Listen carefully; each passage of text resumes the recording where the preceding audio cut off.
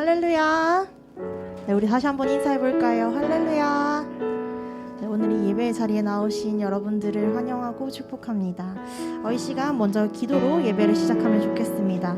기도하실 때에 예배 가운데 우리 안에 있는 모든 근심 걱정들 모두 다 내려놓고 오직 주님 뜻을 구하는 귀한 예배의 자리가 될 수 있도록 예배를 위해 우리 함께 기도하겠습니다. 기도하겠습니다.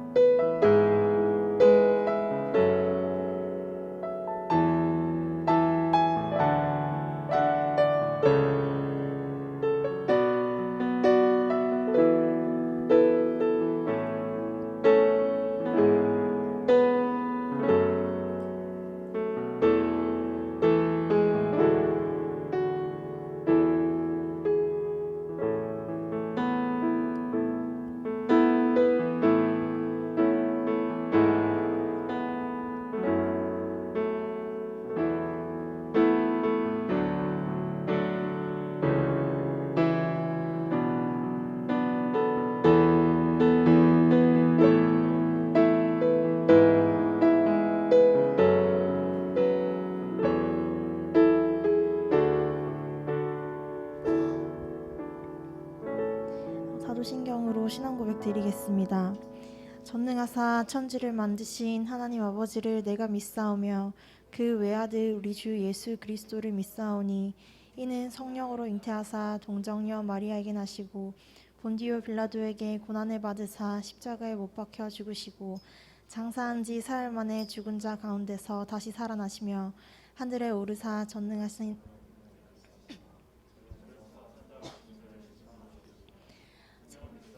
거룩한 공회와 성도가 서로 교통하는 것과 죄를 사하여 주시는 것과 몸이 다시 사는 것과 영원히 사는 것을 믿사옵나이다. 아멘.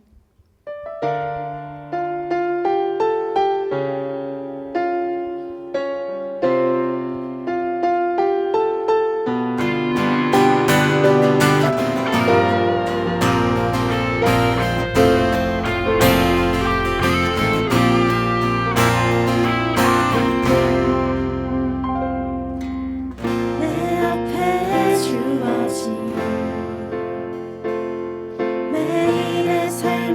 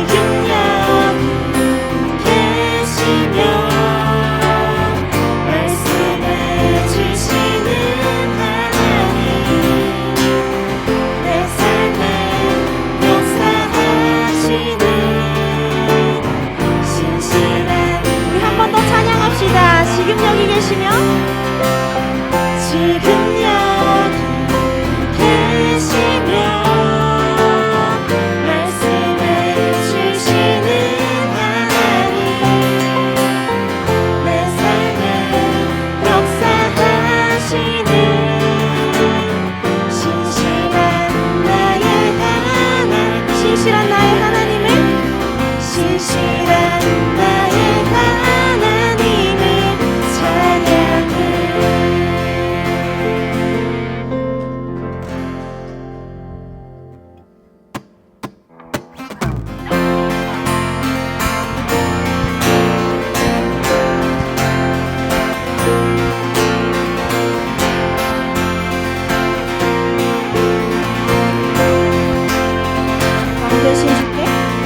왕 되신 주께 감사하세.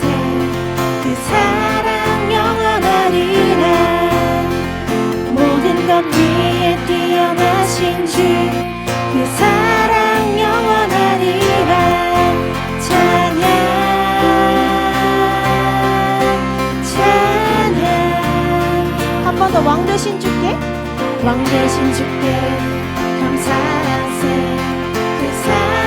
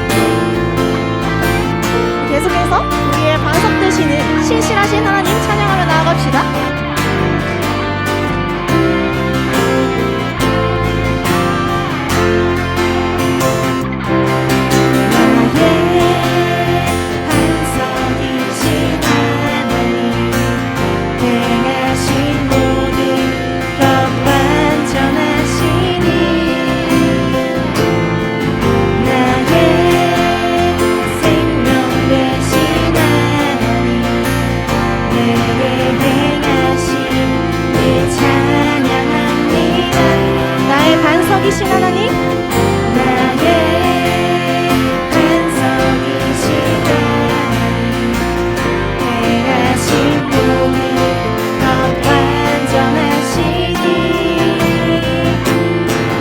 나의 생명 되신 하나님, 내게 행하신 일 찬양합니다. 신실하신 하나님, 실수가 없으신 좋으신 나의 주, 신실하신 하나님, 실수가 없으신 좋으신 나의 주.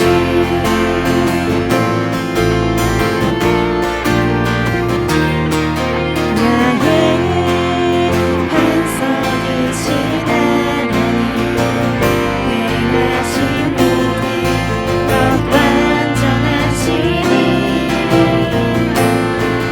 나의 생명 되신 하나님, 내게 행하신 일 찬양합니다. 신실하신 하나님, 실수가 없으신 좋으신 나의 주, 신실하신 하나님, 실수가 없으신 좋으신 나의 주, 신실하신 하나님, 실수가 없으신 좋으신 나의 주, 신실하신 하나님, 실수가 없으신 좋으신 나의 주.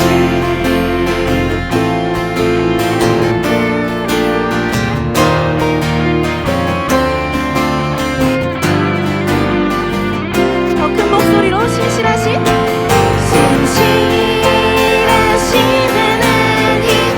실수가 없으신 좋으신 나의 주,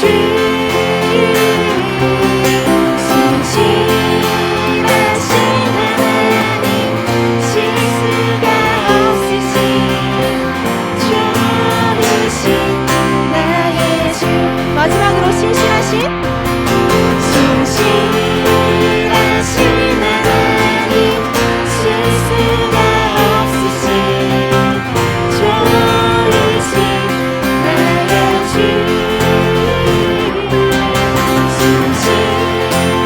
신실하신 하나님, 실수가 없으신 좋으신 나의 주.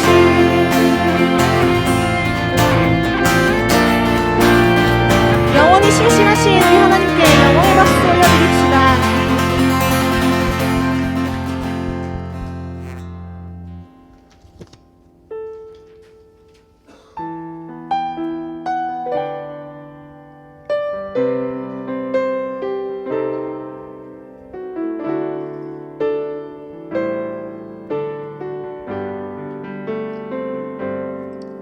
하나님의 부르심에는 후회하심이 없네. 내가 이 자리에 선 것도 주의 부르심이라. 하나님의 부르심에는 결코 실수가 없네. 나를 부르신 하나님의 진실하심을 믿네. 작은 나를 부르신 뜻을 나는 알 수 없지만 오직 감사와 순종으로 주의 길을 가리라. 때론 내가 연약해져도 주님 날 도우시니 주의 놀라운 그 계획을 나는 믿으며 살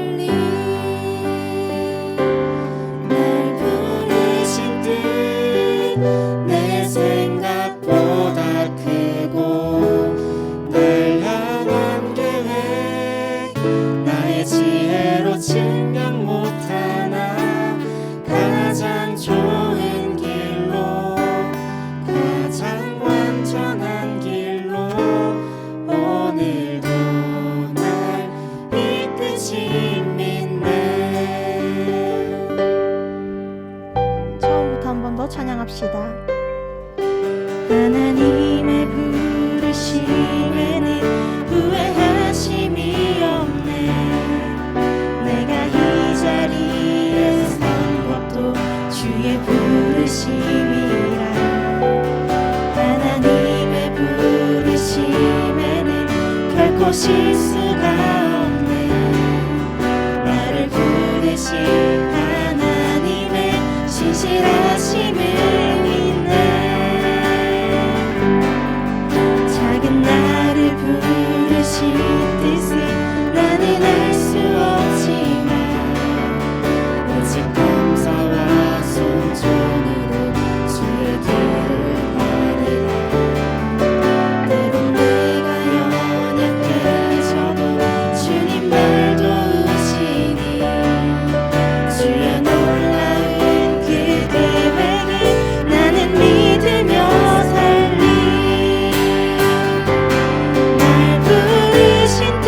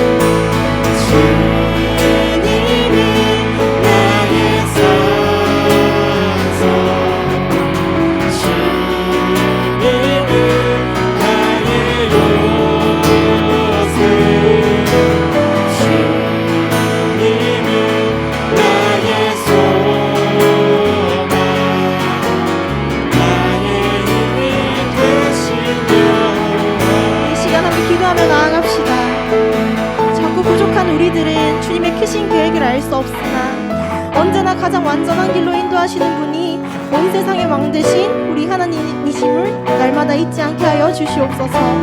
두려워 말라 하신 주님의 말씀을 붙들고 담대히 나아가는 인생이 되게 하여 달라고 우리 간절히 기도하며 나아갑시다. 기도하겠습니다.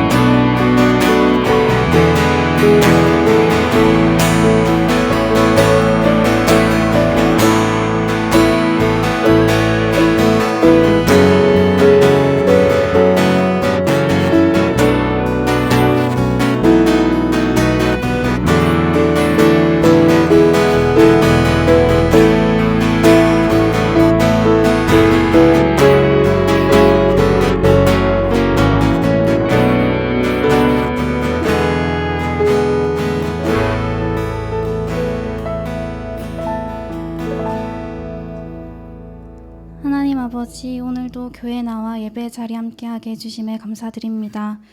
이 시간 지난 한 주간을 되돌아봅니다. 신앙생활을 게을리하진 않았는지, 하나님이 아닌 다른 것들을 두려워하며 살진 않았는지 고백하게 해주시고 하나님을 경외하며 살아갈 수 있도록 도와주세요. 또한 현재 학교를 다니는 청년들, 취업을 준비하는 청년들, 직장에 다니는 청년들 등 각자의 삶 속에서 힘듦과 고민들을 안고 살아가고 있습니다.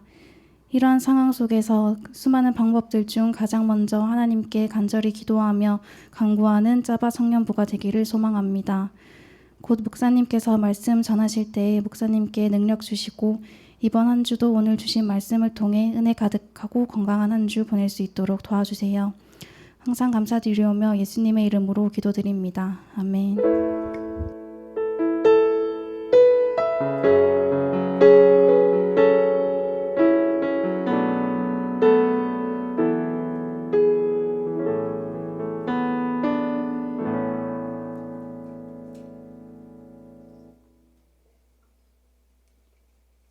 여호수아 1장에서 1에서 9절 봉독하겠습니다. 여호와의 종 모세가 죽은 후에 여호와께서 모세의 수종자 눈의 아들 여호수아에게 말씀하여 이르시되 내 종 모세가 죽었으니 이제 너는 이 모든 백성과 더불어 일어나 이 요단을 건너 내가 그들 곧 이스라엘 자손에게 주는 그 땅으로 가라. 내가 모세에게 말한 바와 같이 너희 발바닥으로 밟는 곳은 모두 내가 너희에게 주었노니 곧 간야와 이 레바논에서부터 큰 강 곧 유브라데 강까지 헷 조속의 온당과 또 해에 지는 쪽 대해까지 너의 영토가 되니라. 내 평생에 너를 능히 대적할 자가 없으니리. 내가 모세와 함께 있었던 것 같이 너와 함께 있을 것이니라. 내가 너를 떠나지 아니하며 버리지 아니하리니 강하고 담대하라. 너는 내가 그들의 조상에게 맹세하여 그들에게 주리라 한 땅을 이 백성에게 차지하여 하리라. 오직 강하고 극히 담대하여 나의 종 모세가 내게 명령한 그 율법을 다 지켜 행하고 우루나 자루나 치우치지 말라.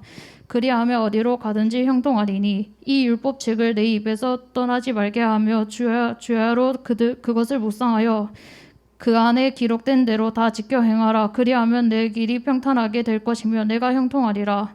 내가 내게 명령한 것이 아니냐. 강하고 담대하라. 두려워하지 말며 놀라지 말라. 내가 어디로 가든지 내 하나님 여호와가 너와 함께 하느니라 하시니라. 아멘.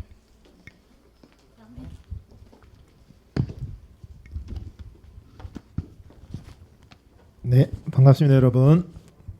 예, 저는 개인적으로 오늘 되게 기쁜 일이 있었어요. 제가 코로나 걸리고 나서 후유증 때문에 이제 한 3주 아예 찬양을 못 했거든요. 찬양을 못 하다가 처음으로 오늘 제가 처음부터 끝까지 찬양을 완곡할 수 있었던 3부 예배 찬양 인도할 때, 그리고 그동안 찬양팀이 열심히 준비해서 찬양하는데 제가 뒤에서 립싱크하는 게 너무 미안했거든요.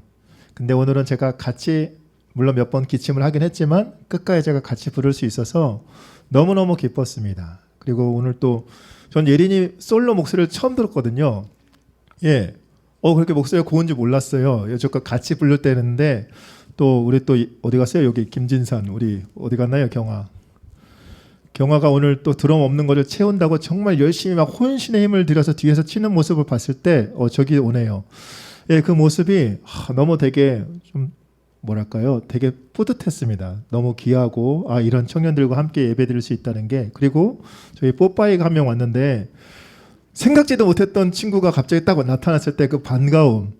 예, 오늘 저희 지금 군대 생활하고 있는 저 친구가 서프라이즈로 오늘 찾아와가지고 너무 기뻤던 것 같습니다. 여러분, 한 사람 한 사람이 하나님 전에 나와서 이렇게 예배할 수 있다는 게 정말 큰 은혜이거든요. 건강한 모습으로 내 건강하게 마음껏 하나님을 찬양하고 기도할 수 있다는 거, 이것 또한 정말 하나님의 은혜인 줄 믿습니다. 여러분이 이 시간 함께하고 있다는 거, 정말 바쁜 생활 가운데 또 여러 가지 해야 될 일들이 많이 있음에도 불구하고 이곳에 와서 함께 예배드리는 가운데 내가 그냥 이곳에 어쩔 수 없이 온 게 아니라 정말 하나님의 은혜를 누리면서 정말 하나님께서 주시는 위로와 평강의 은혜가 가득하길 소망합니다.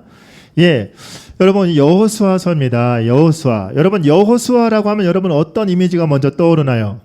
여호수아. 여러분의 머릿속에 있는 여호수아는 어떤 이미지인가요? 오늘 정말 혼신의 힘을 다해 기타를 연주한 경아. 여호수아라면 어떤 이미지가 떠올라?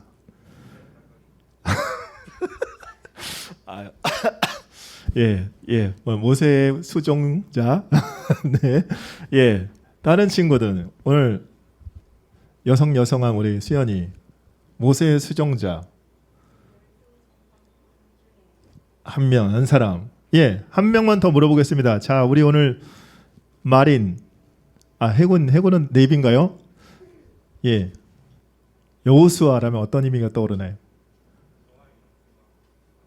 경화이랑 네, 맞습니다. 뭐 틀린 말 아니에요. 자, 여러 가지 12정탐꾼 중에 한 명. 자, 12명의 정탐꾼 중에서 어떤 쪽에 속했던 사람이죠? 여호수아는 10명과 2명으로 보고가 나눠졌잖아요. 악평을 한 사람들이 있고 아니다, 그 땅은 하나님이 주신 땅이 맞다라고 선포했던 사람이 있어요. 믿음으로. 그 중에 2명 중에 하나는 속해는 사람이에요. 자, 이랬던 사람이 모세의 후계자, 그리고 엄청난 믿음의 소유자였죠. 그리고 가나안 정복전쟁을 수행했던 사람이기 때문에 이 강력한, 뭔가 리더십이 강력한 군인으로서 지혜롭고 용감한 군인으로 생각하는 사람들도 있을 거예요. 여러분, 찬송가 347장 허락하신 새 땅이라는 찬양 혹시 아나요? 아마 들었거나 불러본 적 있을 거예요.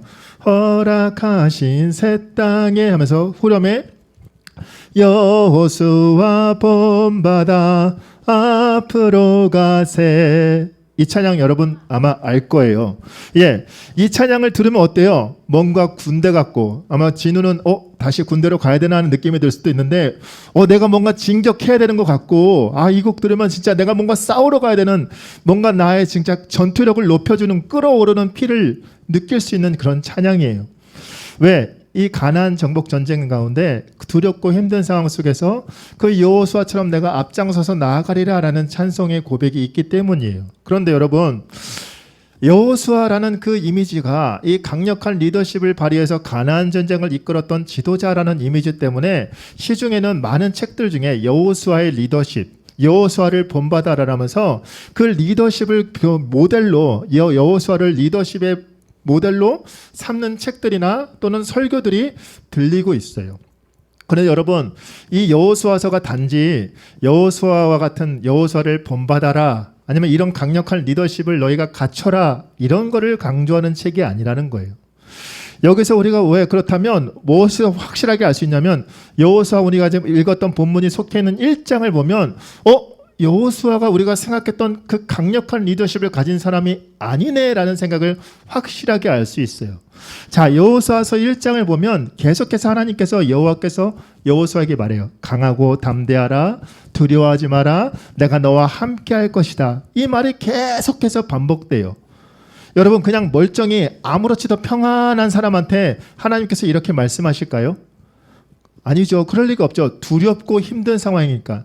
지금 여호수아가 뭔지 모를 그 두려움에 휩싸였기 때문에 하나님께서 계속해서 여호수아야, 두려워하지 말라, 내가 너와 함께 할 것이다, 강하고 담대하라라고 계속해서 지금 말씀하고 계신 거예요. 자, 그렇다면 여호수아가 느꼈던, 왜 여호수아가 두려움을 느끼고 있을까요? 자, 우리 본문 1절 말씀 함께 읽어볼까요? 여호와의 종 모세가 죽은 후에 여호와께서 모세의 수종자 눈의 아들 여호수아에게 말씀하여 이르시되. 아멘. 1장 첫머리에 뭐라고 말하죠? 여호와의 종 모세가 죽은 후에. 여호수아를 시작하는 1장 1절에 지금 시작이 지금 모세의 죽음이에요. 여러분, 이스라엘을 이끌었던, 출애굽해서 광야의 땅을 이끌고 약속의 땅 앞까지 이끌었던, 40년 동안 이스라엘을 이끌었던 위대한 지도자의 죽음, 이 모세의 죽음이 얼마나 큰 충격으로 여호수아에게 다가왔는지를 지금 보여주는 말씀이에요.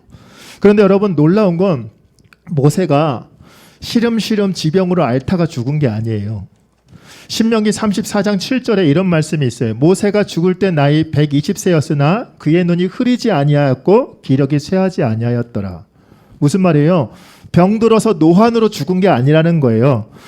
눈이 흐려지지 아니하고 기력이 쇠하지, 지금 눈도 멀쩡하게 보였고 기력도 어느 누구에 지지지 않았는데 여러분, 갑자기 죽었다는 거예요. 왜?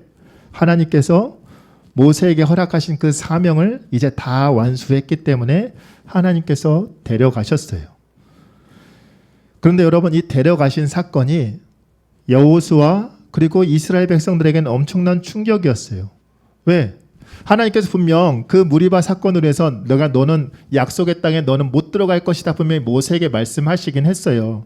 백성들도 그걸 알았겠죠. 그런데 막상 진짜 그 말이 현실이 되니까 갑자기 눈도 잘 보이고, 아니 그 나이가 많은 모세가 눈도 잘 보이고 아직도 기력이 짱짱한데 하나님께서 어느 날 갑자기 데려가셨으니까 갑자기 리더자의 그 지도자가 갑자기 부재해 버린 거예요. 사라져 버렸어요. 구심점이 사라졌으니까 이스라엘 백성들, 특히 여호와의 종 모세, 이 모세의 후계자였던, 계속해서 그 옆에서 보좌했던 여호수아 입장에서는 여러분, 갑자기 자기가 섬기던 주군이 없어진 거예요.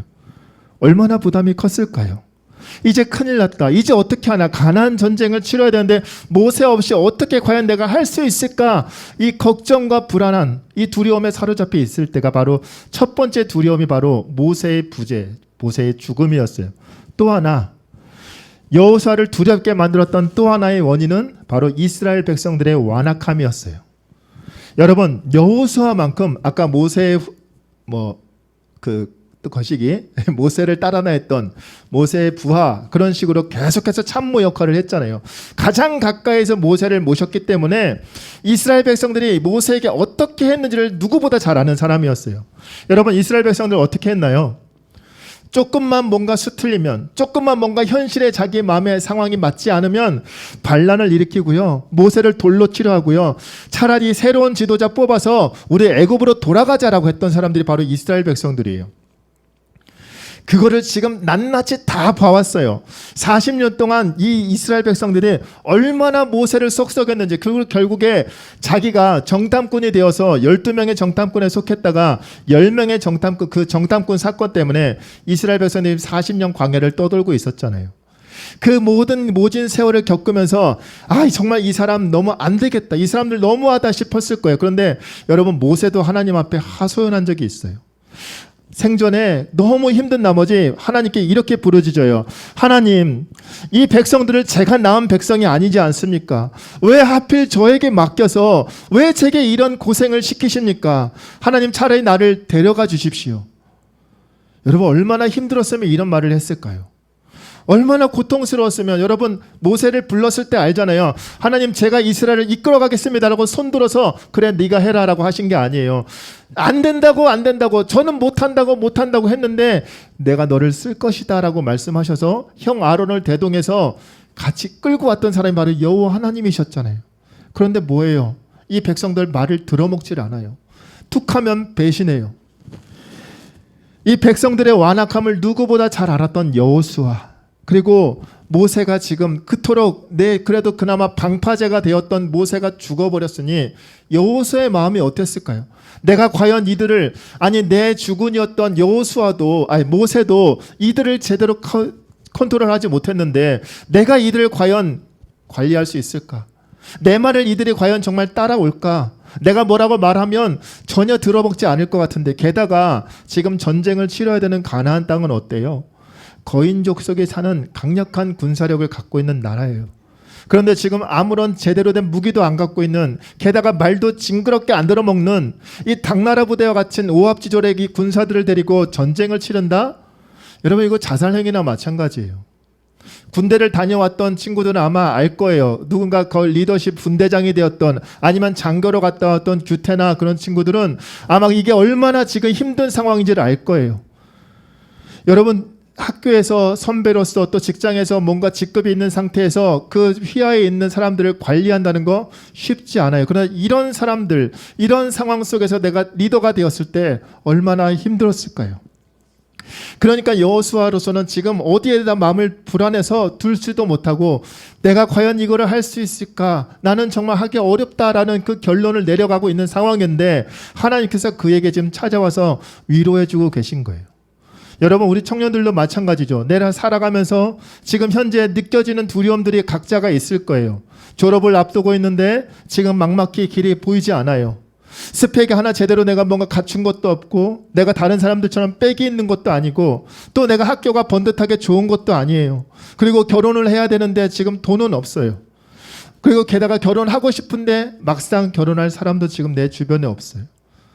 여러 가지 정말 삶의 어려운 고민들이 한꺼번에 나에게 몰려왔을 때, 내가 무언가 이루어 놓은 것은 없을 때, 나에는 점점점 들어가고 있는데 세상은 나를 기다려주지 않는 것 같고, 난 정말 루저가 맞나? 나는 정말 패배자인가? 이런 생각이 들 때가 있어요. 여호수아, 그 불투명한 미래, 그 모세의 죽음, 그리고 이 백성들의 완악함으로 인해서 마음속에 두려움에 사로잡혀 버리고 말았어요. 그런 여호수아에게 하나님께서 이렇게 위로의 말씀을 주십니다. 우리 3절 말씀 함께 읽겠습니다. 내가 모세에게 말한 바와 같이 너희 발바닥으로 밟는 것은 모두 내가 너희에게 주었노니. 아멘. 여러분 이 3절 말씀의 시제가 중요해요. 우리가 지금 읽은 한글 성경에는 시제가 나와 있지 않지만 히브리 원문을 보면, 이 원문을 분석해 보면 이 우리나라 말처럼 과거, 현재, 미래 이런 시제들이 있거든요. 자, 주었노니라는 이 시제가 완료형으로 쓰여 있다고 해요. 그런데 여러분 이 완료형이 왜 중요하냐면, 지금 이스라엘 백성들이 가나안 땅에 들어갔나요? 안 들어갔나요? 아직 안 들어간 상태죠. 아직 들어가지 않았는데 지금 완료형으로 되어 있다는, 지금 들어가 있는 것처럼 지금 얘기하신다는 거예요. 무슨 말일까요? 성경에 이렇게 지금 미래 완료형으로 쓰여진 단어들이 있어요. 어떤 때 쓰이냐면, 현재 지금 아무것도 이루어진 것이 없어요. 그런데 시작도 안 했는데 하나님께서 분명히 약속한 말씀, 그 말씀이 이루어질 것이다라는 것을 확신을 주기 위해서 사용할 때 이 완료형 단어를 써요.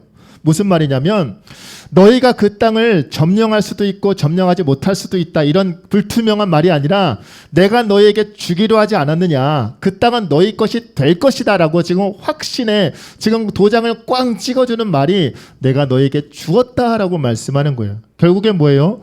이스라엘 백성들은 이 땅을 차지하게 된다라는 거예요.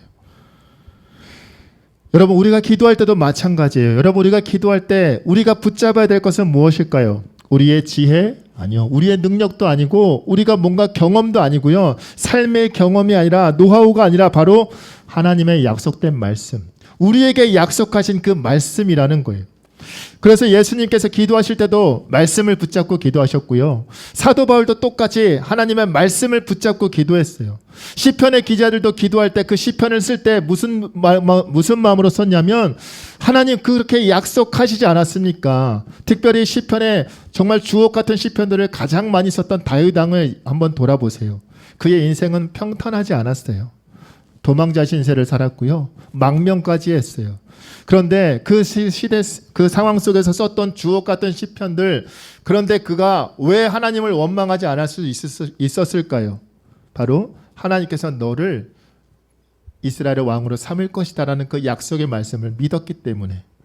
지금 당장은 내가 도망자 신세이고 지금 언제 죽을지 모르는 상황이지만 하나님께서 나를 분명 이스라엘의 왕으로 삼아 주실 것이다라고 약속하셨기 때문에 그 말씀을 믿었기 때문에 그런 시편을 적을 수 있었던 거예요. 여러분, 그래서 우리가 기도할 때도 마찬가지. 우리가 기도할 때 하나님 이렇게 이 상황에 대해서 기도할 때 우리가 마음의 위로를 얻을 수 있는 것은 바로 하나님이 나에게 약속하셨기 때문이에요. 예를 들면 하나님 성경에 이렇게 저에게 말씀하시지 않았습니까? 하나님이 분명 이렇게 한다고 말씀하시지 않았습니까? 하나님의 뜻대로 사는 자, 하나님의 영광을 위해서 사는 자를 하나님께서 외면치 않겠다고 분명히 말씀하시지 않았습니까? 우리가 이렇게 기도할 때 여러분 하나님이 어떻게 해주실까요? 그 기도를 들어주신다는 거예요. 여러분, 아브라함이 롯을 구하러 갔을 때 이 소돔 땅의 전쟁을 한바탕 벌이고 롯을 구해오기는 했지만 보복이 두려웠어요. 적들이 다시 공격해오면 어떻게 할까? 내가 괜히 쓸데없는 일을 벌인 건 아닐까? 이런 위협, 보복의 두려움에 사로잡혀 있을 때 하나님께서 아브라함을 밖으로 데려 나가십니다. 그리고 아브라함아, 저 하늘의 별들이 보이느냐? 네 하나님, 네 민족이 저렇게 될 것이다 라고 말씀해주고 있어요. 네 민족이 너의 후손들이 바다의 모래알같이 셀 수 없게 될 것이다 라고 말씀하고 있어요. 여러분, 근데 이때 상황을 돌이켜보면 아브라함에게 자식이 있었다 없었다? 없었어요. 아니 지금 저는 자식도 없는데 어떻게 제 후손이 저렇게 된다는 말입니까? 자식이 있으면 내가 그거라도 믿고 내 이 자녀를 통해서 우리가 세를 불리겠구나 그렇게 생각할 수 있는데 자녀가 없는 상황에서 이 말씀을 하고 계신다는 거예요. 아브라함 입장에서 그게 어이가 없을 수도 있지만 창세기 15장에 보면 아브라함이 그것을 믿었다. 그리고 믿음을 하나님께서 의롭게 보셨다라고 말씀하고 있어요. 그리고 아브라함에게 확실한 증표를 보이세요. 고기 사이로 각든 고기 사이로 하나님께서 횃불을 불어일으켜서 그 불이 그 고기 사이로 지나가게 해요. 당시에 약속을 할 때 이 언약자와 언약자, 이 약속의 대상자 두 사람이 이렇게 약속을 하고 나서 만약에 이것을 어길 시에는 이 쪼개진 고기처럼 될 것이다. 생명을 걸고 하는 약속의 증표였어요. 여러분, 창조주 되신 그 하나님께서 이 우리와 맺은 그 피조물에 불과한 우리와 맺은 언약을 지키기 위해서 본인께서 그 하나님께서 자신의 생명을 걸고 내가 이렇게 약속을 너에게 지켜줄 것이다라고 도장을 꽝꽝 찍어주고 있어요. 여러분, 그 광경을 아브라함이 봤을 때 마음이 어땠을까요? 하나님이 이렇게까지 말씀하셨는데 내가 그 약속을 어떻게 믿지 않을 수 있겠느냐? 마음속에 두려움이 아니라 이제 확신으로 가득 찰 수 있었겠죠. 자녀가 지금 비록 없지만 하나님께서 이렇게 나에게 약속해 주셨는데, 그리고 하나님은 지금껏 그 모든 약속들을 이루어 주셨는데 지켜주셨던 분이기 때문에 자신의 생명까지 걸고 하신 약속, 나는 그거 결코 의심할 수 없다. 이스라엘 백성들이 애굽에서 노예 생활하고 있을 때 여러분, 그들을 어떻게 해서 출애굽하게 됐을까요? 그들이 부르짖어서? 아니요. 그들이 하나님 살려주세요, 더 이상 못 살겠어요라고 부르짖어서가 아니라 출애굽기 2장 24절에 보면 이렇게 말씀하고 있어요. 하나님이 그들의 고통 소리를 들으시고 하나님이 아브라함과 이삭과 야곱에게 세운 그의 언약을 기억하사. 부르짖는 소리 들었어요. 그러나 그걸로 하나님이 움직이신 게 아니라 그들과 맺었던, 그들의 선조였던 아브라함, 그 이삭과 맺었던 그 하나님께서 맺으셨던 그 언약, 내가 너희가 그 애굽 땅에 들어가서 400년 동안 종살이하게 될 것이었던 그 언약, 그 약속의 말씀을 기억하셨기 때문에 그들을 건져주셨다는 거예요. 이스라엘 백성들이 부르짖어서가 아니라 약속을 지키시는 하나님이 그 약속을 기억하셨기 때문에.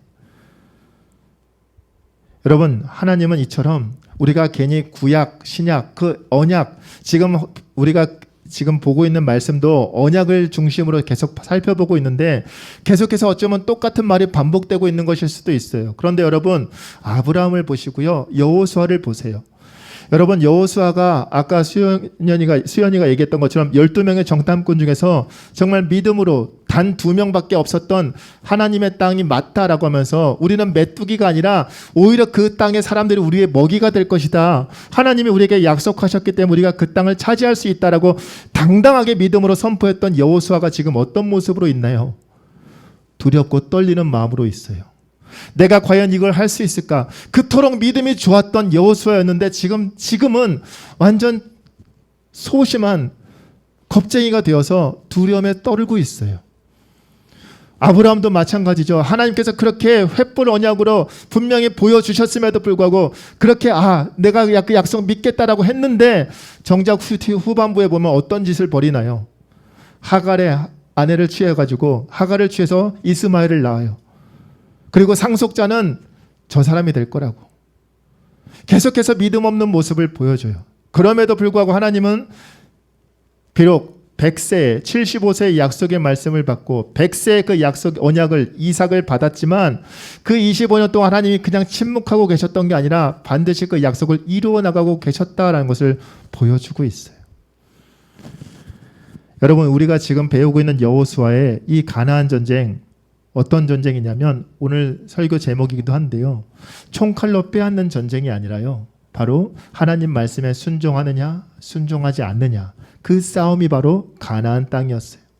그리고 하나님께서 여호수아에게 1장 8절에 이렇게 말씀하십니다. 우리 같이 한번 읽어볼까요? 1장 8절 이 율법책을 내 입에서 떠나지 말게 하며 주야로 그것을 묵상하여 그 안에 기록된 대로 다 지켜 행하라. 그리하면 내 길이 평탄하게 될 것이며 내가 형통하리라. 아멘. 묵상하여라고 말합니다. 이 율법책을 이 말씀을 묵상하라. 여러분 묵상하다라는 말 우리가 자주 듣는 말인데 이 묵상하다라는 말이 영어 성경에는 meditate라고 번역되어 있어요. 그런데 여러분 meditate 무슨 의미인가요? 명상이라는로 한글에는 번역이 되어 있어요. 그럼 묵상과 명상은 같은 의미인가요? 아니요. 전혀 달라요. 자, 여러분 명상하면 어떤 게 떠올라요? 제 예전에 어디 명상 이렇게 무슨 학교에서 그런 게 있어가지고 한번 잠깐 들어갔다가 눈을 감아 보세요라고 말을 하더라고요. 그 선생님이. 그래서 눈을 감았죠. 뭐가 보이나요? 그래서 여러분도 혹시 그런 거 보이나요? 눈을 감으면 이렇게 반짝반짝하는 것들이 이렇게 지나가는 것 같은. 네, 그래서 반짝반짝하는 그 별들이 보여요라고 하니까 네 맞습니다. 그래서 그 별들을 계속해서 지켜보세요. 조용히 집중해서 지켜보세요라고 하더라고요. 여러분 명상은 이렇게 조용하게 뭔가를 집중해서 내 생각을 지금 집중해서 무언가를 계속해서 마음의 평안을 얻기 위한 노력인데 여기서 말하는 묵상은 명상과는 달라요. 이 묵상 이게 히브리어 하가라고 적혀 있는데 어떤 의미로 적혀 있냐? 여기에는 으르렁거리다, 중얼거리다, 그리고 되새김질하다라는 의미가 있어요. 무슨 말일까요? 여러분 들짐승이 배가 고파서 으르렁거리면서 음식을 찾아다니는 모습을 지금 묵상하다라는 단어에 녹아져 있어요. 그리고 또 하나 여러분 되새김질하는 동물 중에 소가 보면은 뭔가를 계속해서 씹고 있는 모습을 한번 본 적이 있을 거예요. 지금 방금 음식물을 먹지 않았음에도 불구하고 뭔가를 계속해서 씹고 있어요. 그게 뭐예요? 되새김질하는 거거든요. 여물을 먹고 나서 그거를 그 소는 이 들짐승처럼 날카로운 이빨이 아니에요. 되게 널쩍널쩍한 어금니를 갖고 있어서 여기서 여물을 막 갈고 씹어요. 으깨서 그거를 넘겨줘. 속으로 넘기는데 다시 그것을 꺼내서 이걸 계속해서 잘근잘근 씹어요. 이 합한 거를 묵상이라고 말하는데 여러분 무슨 말일까요? 말씀을 이 들짐승이 음식을 찾아다니면서 으르렁거리는 모습처럼 갈망하는 마음으로 그 말씀을 접하고요. 그 말씀을 계속해서 중얼거리면 내 마음속 내 가운데 계속해서 반복하여 들리게 하고 그 말씀이 마치 되새김질하는 것처럼 계속해서 그 말씀을 꺼내보는 거예요. 그 말씀이 오늘 들었던 말씀이 오늘 설교 시간에 들었던 말씀이 아니면 내가 읽었던 말씀이 그냥 쓱 지나가는 말씀이 아니라 그 말씀의 의미를 계속해서 되뇌이는 거예요. 계속해서 내 마음속에 내 귀 속에 들리게 함으로써 결국에 내 생각과 경험이 이제는 그 계속해서 들려지는 말씀으로 해서 그 말씀에 내 생각과 경험이 지배당하는 거, 그게 바로 묵상이다라고 말을 하고 있어요. 그냥 조용히 잠잠하게 그 말씀을 고요한 상태로 그냥 기다리고 그 말씀을 그냥 읽고 끝나는 게 아니라 계속해서 정말 갈망하는 마음으로 그 말씀을 씹고 또 씹어서 결국에 그 말씀이 내 생각과 모든 것을 다 밀어내고 그 말씀이 내 심령 가운데 내 머릿속에 깊이 자리 잡게 만드는 것, 이게 묵상이다라고 말을 하고 있어요. 게다가 8절 후반부에 보면 뭐라고 기록되어 있나요? 묵상하여 그 안에 기록된 대로 다 지켜 행하라 라고 말씀하고 있어요. 묵상을 하게 되면, 참된 묵상을 하게 되면 계속해서 그 말씀의 매를 곱씹고 결국에 내 생각과 머리와 현실의 모든 것들, 걱정, 두려움을 다 밀어내고 그 말씀이 내 머리와 심령을 중심을 잡게 되면 그 말씀대로 이제 행하라 라고 말씀하고 있어요. 그리고 그렇게 하면 너의 길이 평탄하게 될 것이다, 형통하게 될 것이다 라고 말씀하고 있어요. 사랑하는 청년 여러분, 여러분의 인생도 형통하길 소망합니다. 여러분 아멘이라고 말을 했는데 여러분 우리가 형통이라는 단어 한번 살펴볼 필요가 있어요. 자, 이 세상이 말하는 형통과 성경이 말하는 형통은 조금 의미가 다릅니다. 제가 예전에도 설교했었는데 창세기에 보면 요셉이 억울한 누명을 쓰고 감옥에 들어갔을 때 그때마다 후렴구에 들어가는 단어가 하나님이 그와 함께 하심으로 형통하였더라 라고 말씀하고 있어요. 여러분 감옥에 죄수가 돼서 억울한 누명을 쓰고 지금 차디찬 감옥에 들어갔는데 뭐가 형통이란 말이지? 이런 생각 당연히 들 수밖에 없죠.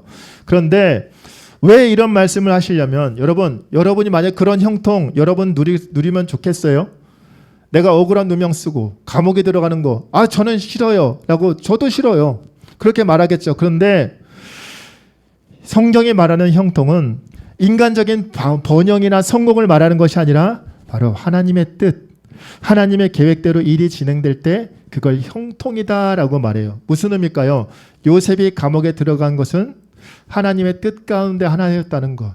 결국에 그 감옥에 갇혀져 있던 요셉을 바로 왕의 꿈을 해석하게 하시고 그를 죄수에서 애굽의 총리로 세울 수 있었던 것처럼 그가 억울한 누명을 쓰지 않고 그 감옥에 들어가지 않았다면 그런 일이 벌어지지 않았다는 거죠. 결국에 그가 억울하게 누명을 쓰고 감옥에 간 것도 결국에 하나님의 뜻대로 일이 진행되어 갔던 그 모든 과정이었기 때문에 그 모든 과정 속에 하나님이 그대로 그와 함께 하셨고 그걸 형통하다라고 말씀하고 있는 거예요. 사랑하는 청년 여러분, 하나님의 말씀을 허기지고 목마른 짐승처럼 갈망하고 그 말씀을 씹고 또 씹어서 그 말씀을 묵상하고 그 말씀이 내 생각과 경험과 지혜를 다 밀어내고 그 말씀대로 살아갈 때 하나님의 계획과 섭리가 열려서 바로 하나님께서 약속하신 형통의 길이 열릴 줄 믿습니다. 가나안 땅, 이것은 총칼로 점령하는 땅이 아니라 내가 얼마나 하나님의 말씀을 붙잡고 살아가느냐, 순종하지 않느냐가 승패에 걸린 땅이었습니다. 즉 약속의 말씀을 믿고 그 순종하느냐, 그것을 따르지 않느냐, 그 전쟁이었어요. 그리고 이 전쟁은 여호수아뿐만 아니라 오늘 우리도 똑같이 치르고 있습니다. 여호수아와 마찬가지로 여러분 우리 막막한 현실을 한번 살펴보세요. 지금 졸업을 앞두고 있는 친구들, 시험을 앞두고 있는 친구들, 결혼을 앞두고 있는 친구들, 정말 세상 살기가 녹록치 않습니다. 정말 내가 이걸 감당할 수 있을까? 내가 이걸 할 수 있을까? 여러 가지 생각이 들 수 있어요. 그리고 결국 내 생각과 내 경험에 의지하여서 세상에서 다른 방법들, 하나님이 원하시지 않는 다른 방법들을 찾으러 돌아다니고 있지는 않은지 한번 돌아보시길 바라요. 여호수아 시대에도 또 오늘날 우리가 살고 있는 이 전쟁도 승리의 비결은 동일합니다. 형통의 길로 가는 길은 동일합니다. 바로 우리와 맺은 언약을 지켜주시는 그 하나님, 자신의 생명을 걸고 우리에게 약속해 주시고 그 약속을 지켜나가신 그 하나님을 말씀을 갈망하는 마음으로, 그 말씀이야말로 정말 생명의 말씀이다, 진리의 말씀이다, 내 인생을 전부를 걸어드릴 수 있는 나의 생명의 말씀이다라는 마음으로, 그 갈망하는 마음으로 묵상하고 씹고 또 씹어서 내 생각, 내 경험, 내 지혜를 다 밀어내고 그 말씀을 내 심령 가운데 모시고 그 말씀대로 살아갈 때 하나님께서 약속하신 놀라운 형통의 은혜를 보게 될 줄 믿습니다. 그런 은혜를 모두가 함께 경험하는 저와 여러분들 되길 소망합니다. 우리 시간 함께 찬양할까요? 주님 약속하신 말씀 위에서 1절, 2절 함께 찬양하겠습니다.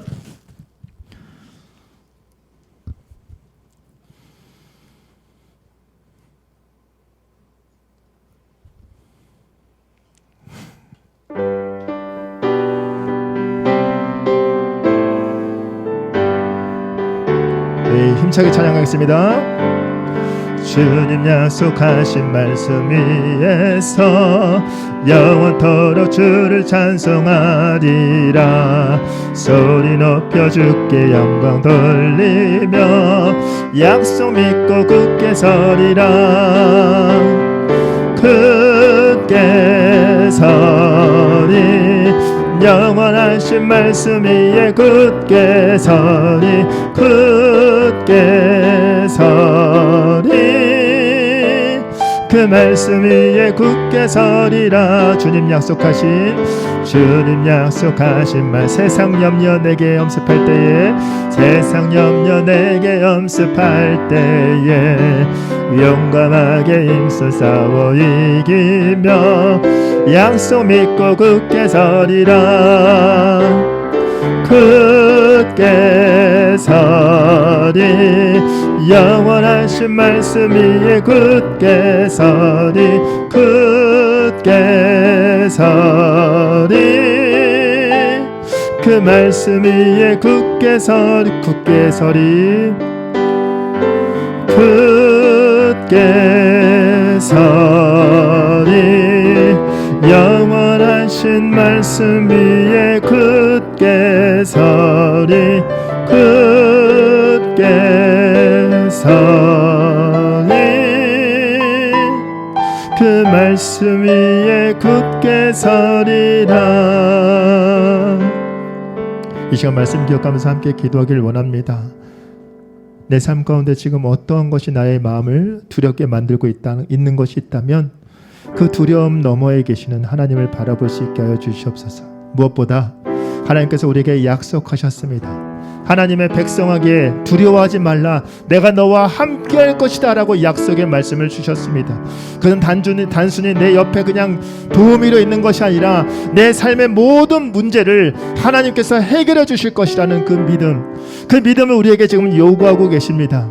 지금 당장 내가 뭔가를 해야 될 것 같고 다른 사람한테, 아니면 내가 무언가를 이루어야 되지만 그거야만, 그렇게 해야만 문제가 해결될 것처럼 보이지만 하나님은 말씀하고 계십니다. 여호수아 시대 때에도 오늘 또 우리에게도 동일하게 말씀하십니다. 내가 너와 함께 할 것이다. 두려워하지 말라. 강하고 담대하라. 그러니 너는 이 땅은 내가 너에게 주기로 약속한 땅이니 너는 그저 믿고 순종하며 따라오면 된다. 그 약속의 말씀이 오늘 우리에게도 동일하게 주어지고 있습니다. 그 약속의 말씀을 믿고 나아갈 수 있는 믿음을 허락해 달라고 말씀을 묵상하는 가운데 정말 하나님의 그 생명의 말씀, 진리의 말씀에 그 묵상하는 가운데 씹고 또 씹는 가운데 말씀의 참 의미를, 참 말씀의 맛을 깨닫게 해달라고, 그 10년 가운데 다른 어떤 근심과 걱정을 다 밀어내고 오직 말씀만이 내 10년 가운데 깊이 새겨주게 해주시고 그 말씀대로 살아갈 수 있는 능력을 우리에게 허락해달라고 우리 주님 이름 세 번 부르시며 함께 기도하며 나가도록 하겠습니다. 주여 주여 주여. 하나님 아버지, 하나님 여호수아가 두렸던 그 두려움, 아버지 여호수아에게 펼쳤던 그 어렵고 힘든 상황이 지금 우리 삶 가운데 똑같이 지금 진행되고 있습니다. 취업의 어려움, 결혼의 어려움, 정말 앞날을 생각하면 막막하기 짝이 없습니다. 불투명한 미래 앞에서 정말 내가 이렇게 살아도 되는 것일까, 정말 내가 지금 이 시간에 이곳에 와도 되는 것일까 라는 생각이 들 때도 있습니다. 아버지, 내 경쟁자들은 지금 스터디를 한다고, 시험 시험을 준비를 연습한다고 여러 가지 준비를 한다고 나보다 먼저 앞서 나가는 것 같아 보여서 나는 혼자 지금 뒤처지는 것 같아 보여서 내 마음속에 계속해서 조급함이 생기고 두려움이 생깁니다. 그러나 하나님, 이 시간에 어떤 시간인지를 깨닫게 하여 주옵시고 내가 지금 무엇을 해야 되는지를 깨닫게 하여 주시옵소서.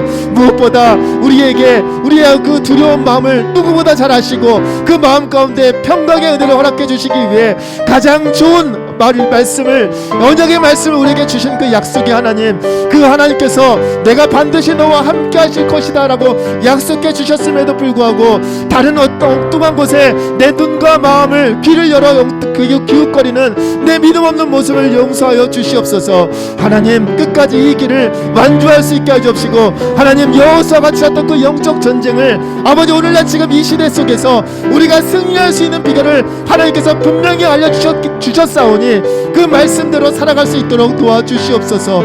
하나님, 그냥 읽고 떠넘기는, 그냥 듣고 흘리는 그런 말씀이 아니라 하나님, 내 심령 가운데 그 말씀의 의미를 계속해서 씹고 또 씹으며 그 말씀을 묵상하게 하여 주옵시고 말씀의 참 의미를 아버지 깨닫게 하여 주시옵소서. 그리하여 그 깨달은 말씀대로 살아갈 때 정말 하나님께서 약속하신 놀라운 은혜를, 형통의 은혜를 우리가 맛보게 될 줄 믿습니다. 그 은혜를 경험할 수 있도록 하나님 도와주시옵소서. 사랑과 은혜 주님 감사합니다. 하나님, 여호수아의 그 두려움이 우리에게도 지금 있습니다. 그러나 하나님, 여호수아가 낭망치 않을 수 있었던 것, 바로 하나님의 말씀이 있었기 때문인 줄 믿습니다. 우리에게도 동일하게 약속하시고 말씀하시는 그 하나님, 그 하나님의 말씀을 아버지 외면치 않게 해주옵시고 가벼이 여기지 않게 해주옵시고 그 말씀을 붙잡고 살아갈 수 있게 하여 주시옵소서. 그렇게 살아감으로 인해서 약속하신 형통의 은혜를 경험하게 하여 주옵시고 정말 하나님은 살아계시는 분이 맞구나, 하나님의 말씀은 능력의 말씀이다라는 것을 우리가 함께 고백하며 영광 돌릴 수 있도록 도와주시옵소서. 이 모든 말씀 우리 주 예수 그리스도의 이름으로 기도드리옵나이다. 아멘. 이 시간 준비한 예물 하나님께 드리는 시간 갖도록 하겠습니다.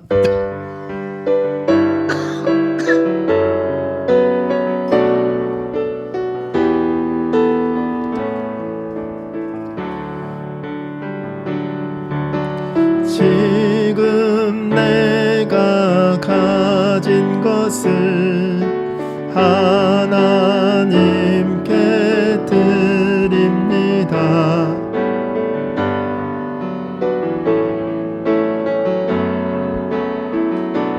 아름답게 쓰이는 예물이니 즐거운 마음 감사한 마음으로 하나님 드립니다. 함께 기도하겠습니다. 하나님, 우리의 마음을 담아 하나님께 드립니다. 아버지, 귀한 곳에 사용되어 줄 수 있게 하여 주옵시고 하나님, 무엇보다 우리의 마음이 언제나 하나님을 향하게 하여 주시옵소서. 이 모든 말씀 우리 주 예수 그리스도의 이름으로 기도드리옵나이다. 아멘. 하늘에 계신 우리 아버지여, 이름이 거룩히 여김을 받으시오며 나라의 임하옵시며 뜻이 하늘에서 이룬 것 같이 땅에서도 이루어지이다. 오늘날 우리에게 일용할 양식을 주옵시고 우리가 우리에게 죄 지은 자를 사하여 준 것 같이 죄를 사하여 주옵시고 우리를 시험에 들게 하지 마옵시며 다만 악에서 구하옵소서. 대개 나라와 권세와 영광이 아버지께 영원히 있사옵나이다. 아멘.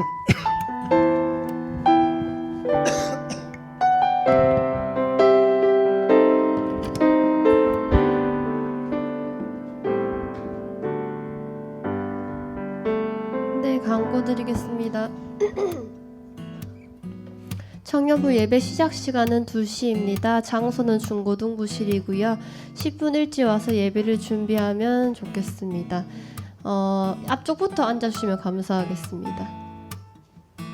코로나 규제가 모두 풀렸습니다. 이제 영상이 아닌 교회에서 함께 모여 예배드리길 소망합니다. 최근 코로나 확산으로 당분간 점심은 김밥 및 간편식으로 제공됩니다. 장소는 이곳에서 드시면 됩니다. 청년부 가을 소풍이 10월 8일 토요일인데요. 출발 시간은 오전 10시이고요. 장소는 안동입니다. 인원수 파악을 위해서 임원 혹은 리더에게 말씀해 주시면 됩니다. 금요기도회의 특성이 있습니다. 10월 21일 금요일이고요. 청년부 많은 참석 부탁드립니다. 예배 후 조모임이 있습니다. 조별로 방에 들어가셔서 진행해 주시면 됩니다. 다음 주 기도는 마동건 형제이고요. 성경 봉독은 소경호 형제입니다. 광고 끝났고요. 마침 찬양할게요.